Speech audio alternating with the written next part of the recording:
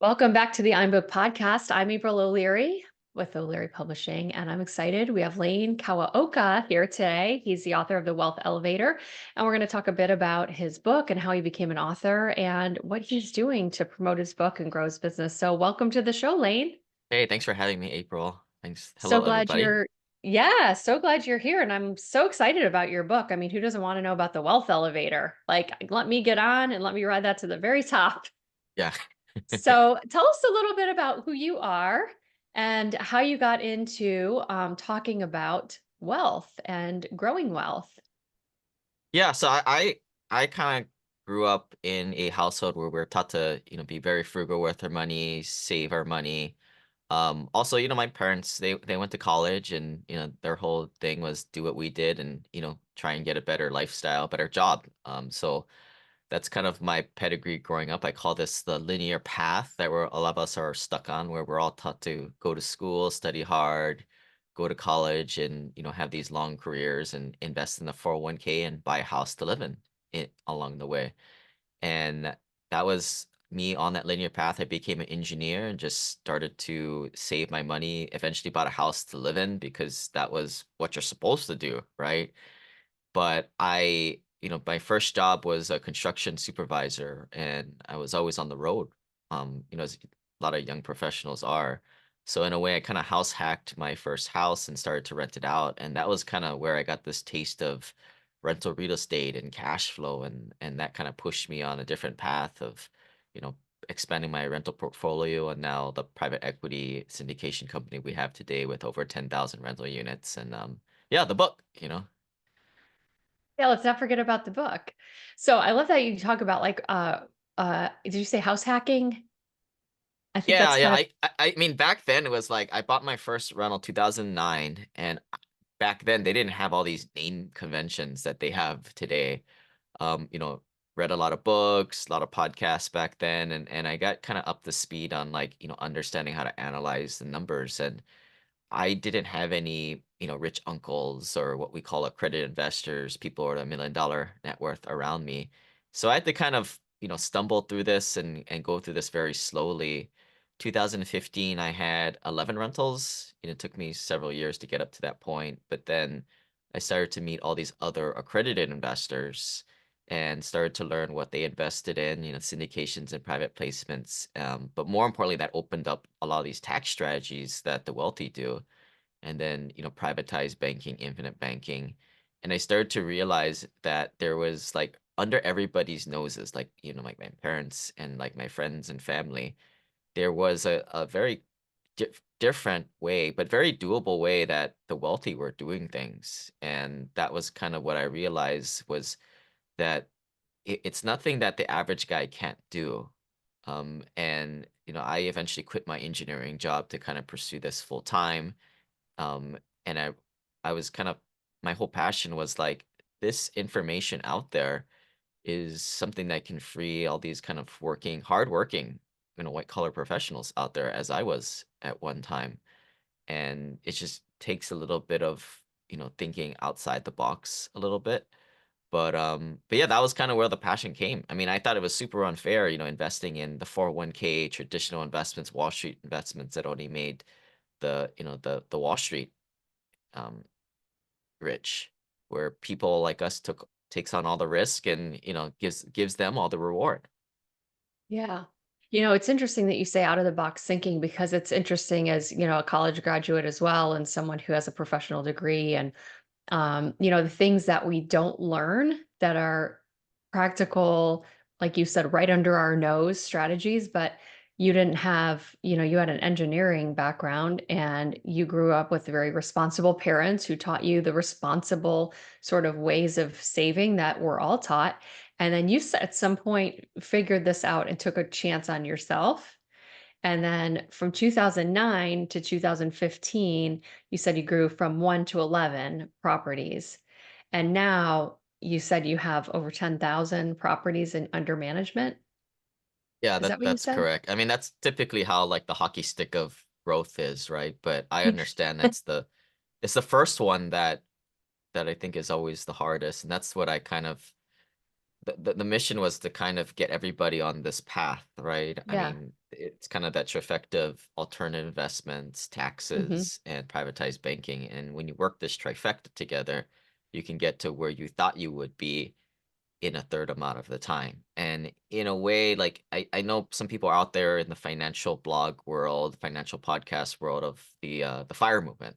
I think it stands for Financial Independence Retirement Extreme. Um, I guess you could I say actually we're heard of kind of that, that's pretty interesting. yeah, like I guess you could say we're kind of in that camp, but definitely more of like what we call like the fat fire. You know, you're not lean, you're kind of living a great life. A little bit more on the cutting edge of using debt and leverage the way that the sophisticated investors use it. And we're definitely not about, saving the latte here and there. It's about, being very prudent with investments, going to cash flowing investments. Um, and yeah, unlocking, what a lot of, like that to bring in like the construct of the wealth elevator, there's different levels to people on this wealth building journey. What I discovered was the people one or two floors above where I was at, people who are $10 million net worth and $50 million net worth. Well, what the heck are they doing? Right? Like, and that was kind of what I went and sought after and what I kind of put in the book. But there's a lot of financial books out there. There's that purple one that I think everybody talks about a lot. And there's a whole bunch of books by, like, for example, Dave Ramsey. Like, I don't want to talk bad about Dave Ramsey. I think he's great.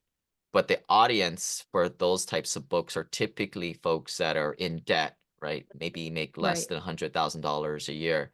There was never any book out there or curriculum for people where I used to be, where, I had a good paying engineering job, and to teach me how to buy little rental properties. And then once I surpass maybe $500,000, $1 million net worth, then to get into syndications and private placements and leave little rental property ownership behind. And then the next level beyond that, right? Like Mm. I started to understand, and like, I guess it's the great audience for this, like Malcolm Gladwell, right? He talks about Yeah. in his book paradigms Yeah. of people, right? And in a way, in the financial, like when your financial journey, financial independence journey, there are different key points in your wealth building journey. But then there's these like kind of ideals that people push upon people, and it confuses a lot of us, right? Like people who are really good at their money, who make more than, well, most, I don't know what you people make. It's more what you save at the end of the day. Most Right. of our clients are able to save 50 to $100,000 a year after their expenses, at least. Well, what the Mhm. heck do those people do, right? Mhm. And this is kind of the world that we've unlocked here with the wealth elevator. I love that you distinguish the different types of readers for books because I agree with you that understanding the audience for your book is really important. And you mentioned Dave Ramsey, who has a huge following of people, and he has a certain target audience. And he's helping that target audience with his message. And those people might not be the same readers as the readers for the wealth elevator. They need to get a little further down the line. And I think it's similar to lots of things, right? Like there's going to be a different book that's interesting. It's like the book Couch to 5K, right? I don't know if you've heard of that. Like people that aren't exercising at all and they want to plan to just like literally get off the couch and do a 5K in a certain amount of time. But someone who's training for Ironmans is never going to be interested in that book. So I Right. think it's really smart that you know who your audience is and you lived that journey because you're wondering, well, what are these people doing? I'll tell you a funny story. I remember one time I live in Naples, Florida, and a little bit on the south end of Naples, there's a place called Port Royal, and there's all kinds of multi-million dollar mansions. It's beautiful to drive through it. And I remember driving through with one of my daughters one day, and she's like, "Well, what do these people do?" And these are the people like the Mars family. They own Mars brand. Oprah has a house down there. These are people that have massive brands. And I said, well, it would be like the difference of somebody that they own Subway, let's say the entire Subway franchise. They're not in there making the sub sandwich. They're doing a different thing for the company. So they're not trading their time for money. And so we are kind of explaining that in like a middle school level, right? But it's interesting how the mind thinks about like how does it work for those people and why is it different for us? And I love that you identified that for yourself and now putting it in a book. So by 2015, you had already grown to 11 properties, and then you continued to grow from there. And then at what point did you realize, like, there's not really a book out there talking about this? Yeah, I mean, I started to do a podcast back in 2016. Back then, Okay.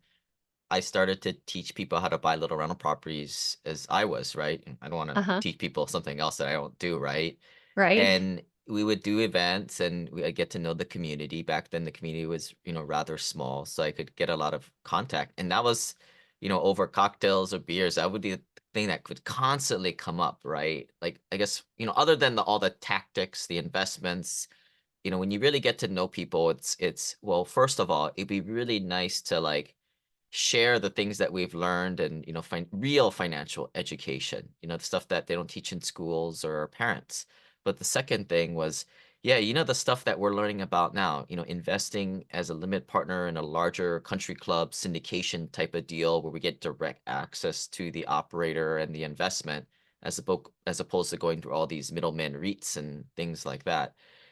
That was, kind of what we were all looking for. And, everybody kind of joked and said, like, well, other than reading that Purple Rich Dad Poor Dad book, I kind of stumbled upon this book, but it said, yeah, once you found syndications and private placements, you found the golden ticket. And then it ends, right? Or with that one little paragraph in that big book that kind of was more predicated towards the general audience, the masses. And that was where I was like, yeah, that's the niche need right there. And maybe it's not a huge audience. Like sometimes I get frustrated with like the podcast numbers and the YouTube. I mean, it's people who make over or were able to save over six figures a year. Number one, there's not that many of them. And number two, they may not be in that pain point type of life to Google something like that, right? That's a good way to put it. Like, God, I'm only saving 6 figures a year. I need to figure out how to save 7, but, I think that when you hit to that level, and we talk about this a lot of the authors that we work with are successful, they're spiritually advanced, they feel this moral obligation to pay forward their knowledge, and so I think there's a certain inherent, goodness about putting things in a book just because, it will help people, and I think that you're right too, that the pain point that readers have and finding that pain point and solving that pain point is different for each book. And so for your readers, these are growth minded people. And so they may not be in a pain point per se. They may be at a point where they want to leverage and go further.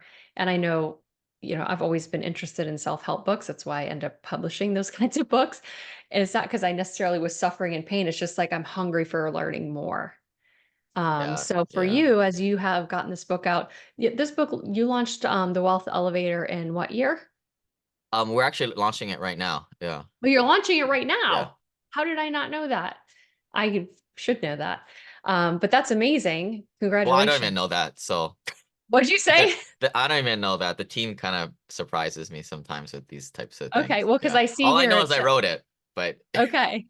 Yeah, no, because I see on here, I have your one sheet that I got when we booked you on the podcast, and it says Amazon bestselling author, and there's a Forbes, logo and all of that. So I assumed, obviously, you've already achieved some acclaim with your book.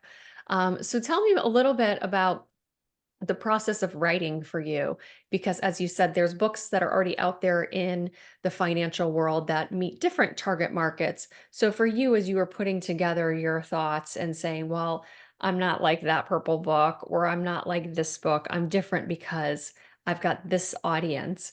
What was your thought process in putting the table of contents and the message together?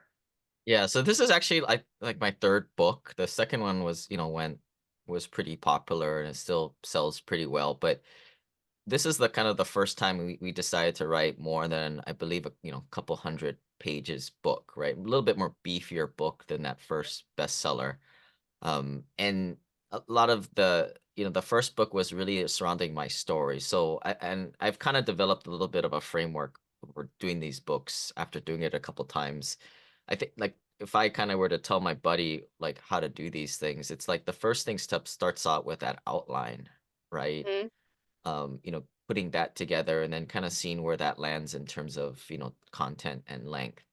The first book, like I said, was more of a follow my journey type of, almost like, hey, use my story as kind of a blueprint. It kind of went into some of the details, like, should I pull my 401k and here and but we never went into the reasons specifically, why, which is, the tax, you don't get really tax benefits in 401ks, you don't get the other tax benefits that we do, details like that.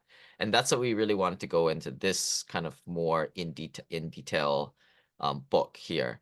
So that we use that one as kind of the topics, but in this one we really went more into detail instead of just kind of glazing right over the top. So that was kind of the first step, getting that outline together and just kind of putting pen to paper, or we use a lot of like, I the way I write these days, I'm a podcaster, right? So that's kind of where I come from, and I'm able to kind of just, you know, GIF, right? And Right, record yeah. myself.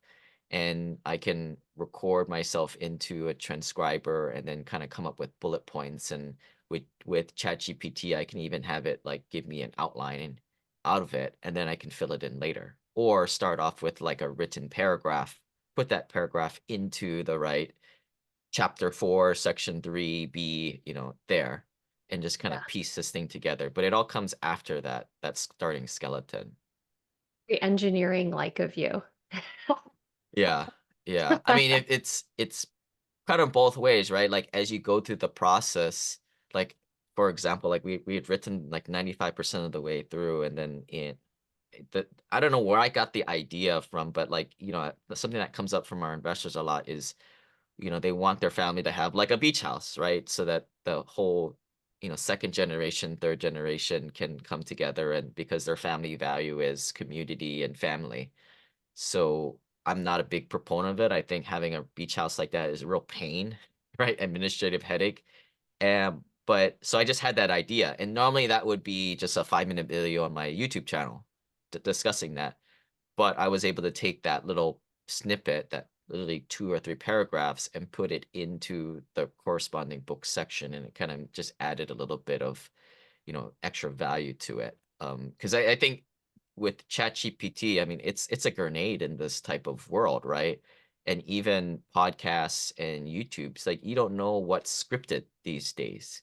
Yeah. And what is Google always says, like, hey guys, we know you guys are using AI to make ridiculous stuff and written perfectly. What we know that is going to sell to audiences and get views is real authentic stories and experiences.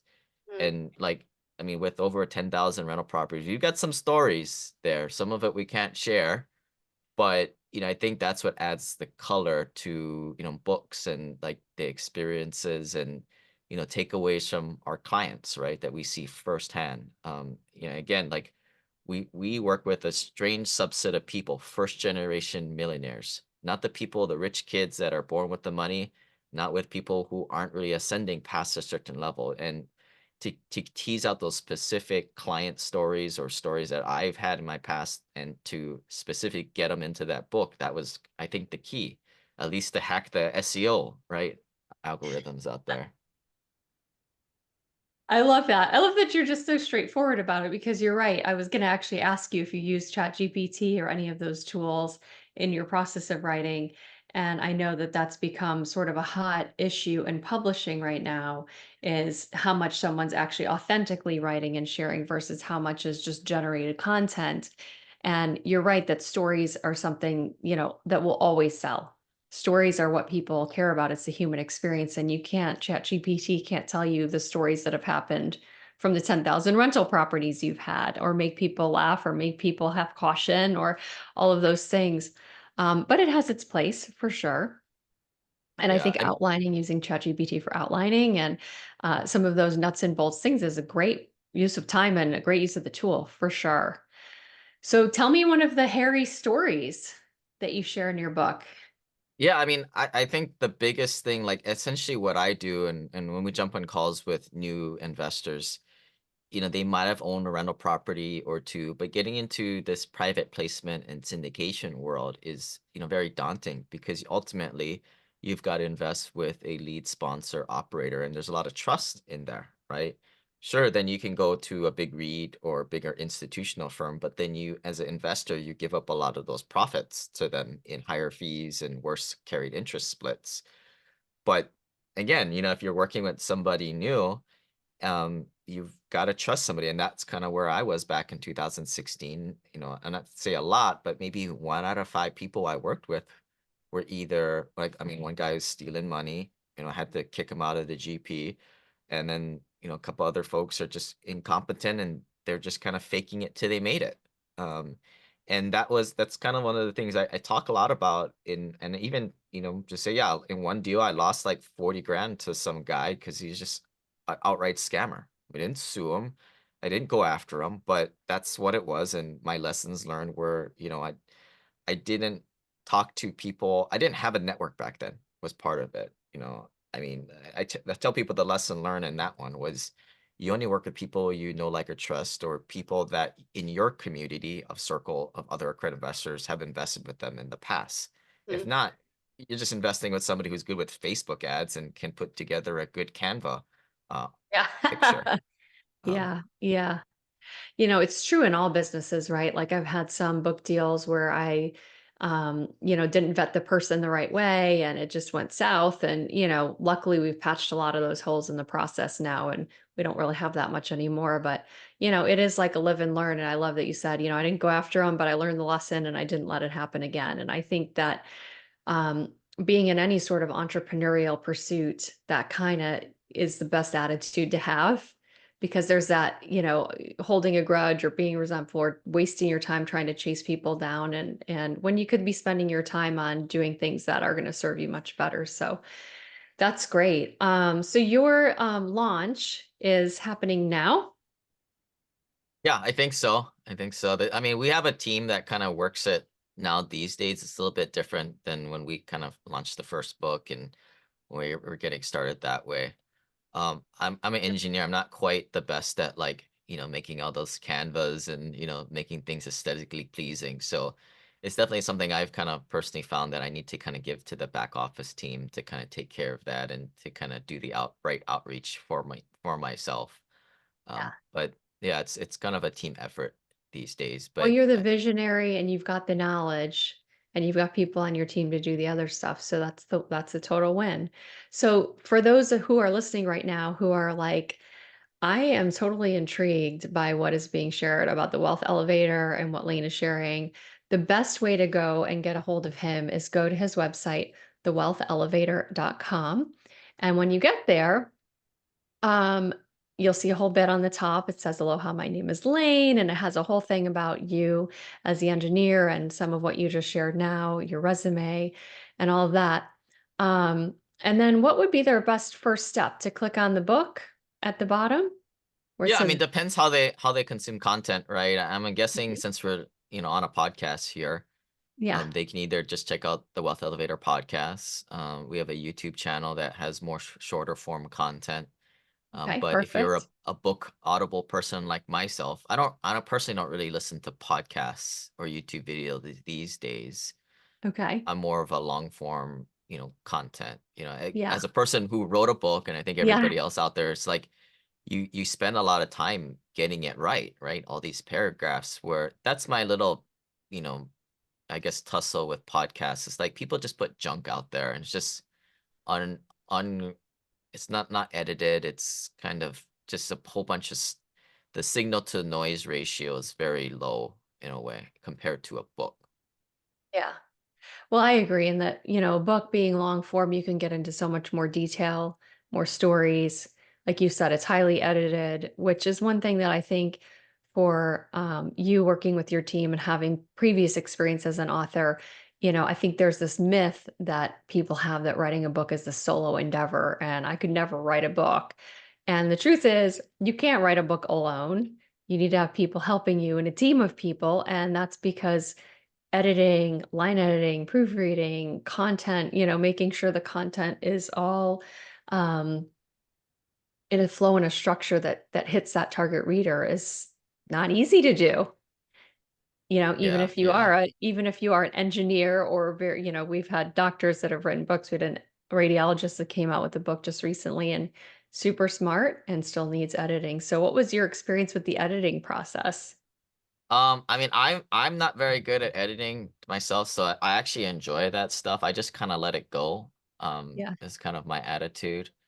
I think the way I look at it, and especially with, AI out there, at the end of the day, you don't want like a lame duck content book that could have been regurgitated from five other sources, right? It's the Right. authentic stories, the things that you don't hear about any other place is really what's going to reign supreme. And in a way, Chat ChatGPT is a disruptor for sure, but that's kind of where you need to understand, well, what can it do, right? And what it can't do is tease out these specific experiences and stories. And I think that's where a book allows you to not have to just think off the cusp or, oh, I got another 30, 50-minute podcast I got to do, right? You can actually sit down and formulate, like, what are all the stories that I went on my journey that is specific to pushing home this point or specific on my journey, and then really elaborate them on in the book in the right places, because Mm. that's something that the AI will never be able to do, is regenerate those authentic stories. And I think that's, you know I've heard this before, like some people get really, you know I guess, depressed with AI, right? But in a way, what AI is going to do is it's going to make content creators and creatives stronger, and everybody else who is faking it, it's going to just whitewash them out at the end of the day. And you have to decide which one you are. And if you're kind of hearing me, you want to be the authentic storyteller, with the experience, you have to ante that up. You have to augment that so you can pierce through this, more lower rung competitive. But Yeah. hopefully, AI just makes everybody incompetent at writing so that the creatives can't even get past that bottom rung, right? It's just like the wealth elevator, right? We have the basement, right? Sure, there's a lot of people that will be multimillionaires, but if you can't save 10 grand to save your life, you're never going to get past that stage, right? In a Right. way, this idea of the ascending these different paradigms and rungs is no different than in financial independence journey and writing books. You've got to get the basics. You got to go to high school, but if you don't have the experiences, then it's all gonna be for nothing. Yeah. Yeah. I think that having the stories, it legitimizes why you're teaching what you're teaching. Because I feel like you're saying, there's the AI people who just are generating a lot of content. It's not authentic. It's not based on lived experience, and yet they want to be perceived as an expert. And to me, the only people I'm willing to follow these days are people who have credentials and have done the thing that they're teaching, because I think there's so many out there that they can gather together an audience around a certain topic and seem like they're the influencer, so to say. But you do a little bit of digging, and you realize, like, why are they even talking about this? Like, what is their experience? They're not sharing anything authentic or real. And for me to be talking with you about something that you actually did, that you lived through, that you hit some pain points and you had some successes and you hit more pain points and more successes. And, those are the people that I think will rise to the top eventually, um, despite AI and all of the sort of seemingly endless amount of content that it can produce, which is a Yeah. little bit scary. I mean, it is definitely a topic that is in the forefront with all of us that are in publishing right now. What it kind of reminds me of, I mean, there's a lot of kind of lower level mastermind meetup groups. And when you go to a lot of those meetings, especially with younger entrepreneurs who haven't done anything yet, you'll discuss issue process or discuss a topic, and we go around the circle. It's all like, oh, I heard this on a podcast, or I read this in a book, right? It's just regurgitated stuff, very similar to the AI, right? Yeah. But if you kind of step up to the rungs of, like, YPO or EO, entrepreneur organization, you go through this kind of format, and they always say, like, you can only share on things that you have experience in. Experience shares. And it's different, but similar concept here, right? I Mhm. mean, I think when I get like an email written from AI, or just see one of those, I think you're talking about like those faceless videos, right? The AI Right. generated Yeah. faceless videos out Yeah. there. It's like, yeah, kind of call BS, right? I don't know. Maybe there's a word that somebody should write, like, what's BS? or calling BS on AI stuff. There might be some cool word, a buzzword. It seems like people always label things these days, but it's like we all know, like our detectors go off when it's just like regurgitated nonsense or Yeah. regurgitated smart stuff again. But Right.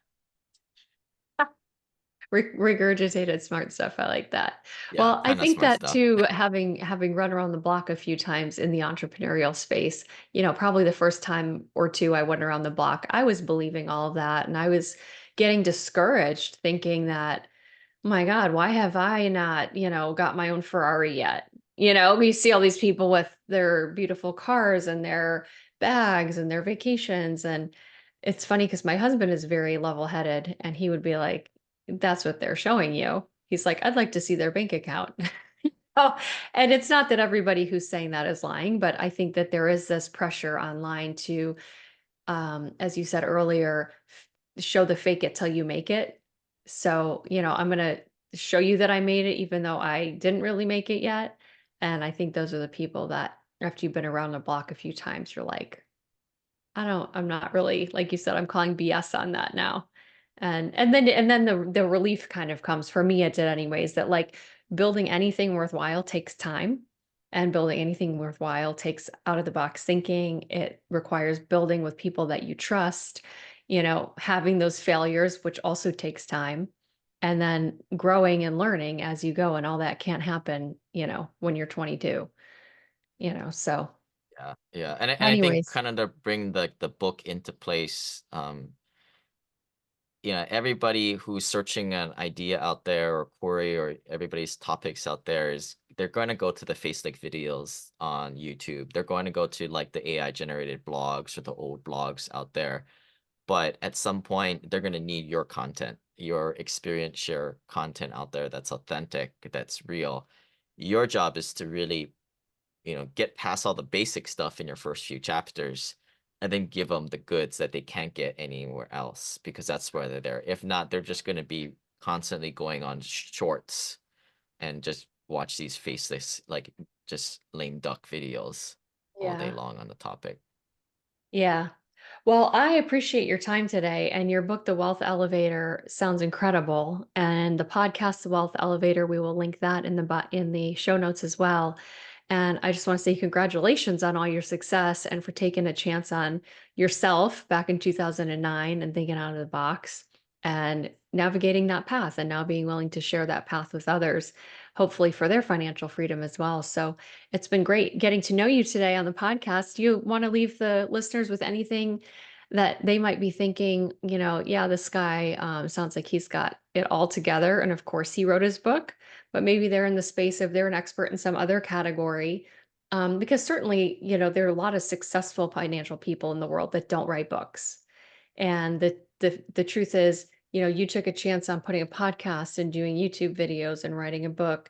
And so to me, that shows a lot of courage on your part, because I think anytime that someone's willing to put themselves out there, you're putting yourself out under the microscope for some people to like what you're saying and other people to hate what you're saying or discredit you. And I think there's a lot of fear that people face in putting themselves out there. So, did you face any of that, or is there any words of encouragement you have for those authors who might be experts in other areas that are thinking, yeah, but I'm not the only Yeah. one, or Yeah, maybe like a little bit of a tip, like, and I got this through a stupid faceless video. So they are good for some things, right? But it's okay. this concept of um you've it's essentially the concept of like creating a framework for not only your content or way of thinking about something, prior to, having this construct or this framework of the wealth elevator with multiple floors and, each floor has its own strategy based on where your net worth is, you know, that before it was like I just had a whole bunch. I mean, I got like 500, almost 500 podcasts, almost 1,000 videos on the 2 YouTube channels. It's just all over the place. It wasn't until kind of more recently, 2001, 2002, I got this idea of like, hey, let's try and package all this stuff. So like, it was kind of funny. Like last night, I had some free time, so I was going through, I think it was 600 YouTube videos, and I was categorizing them all in which floor it goes into, right? Which stage of the journey.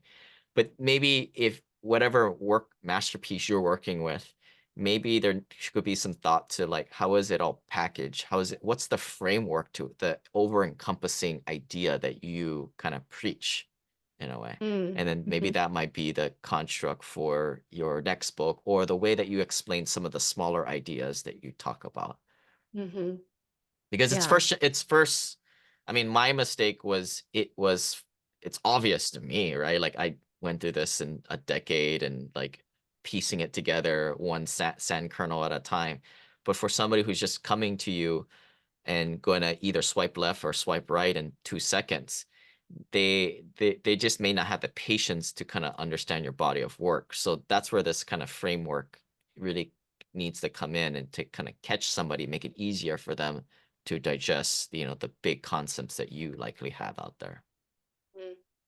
Yeah, and I think you're right. It's smart to say that the things that seem second nature to you now, somebody else is at this, they're just swinging at the bat for the first time.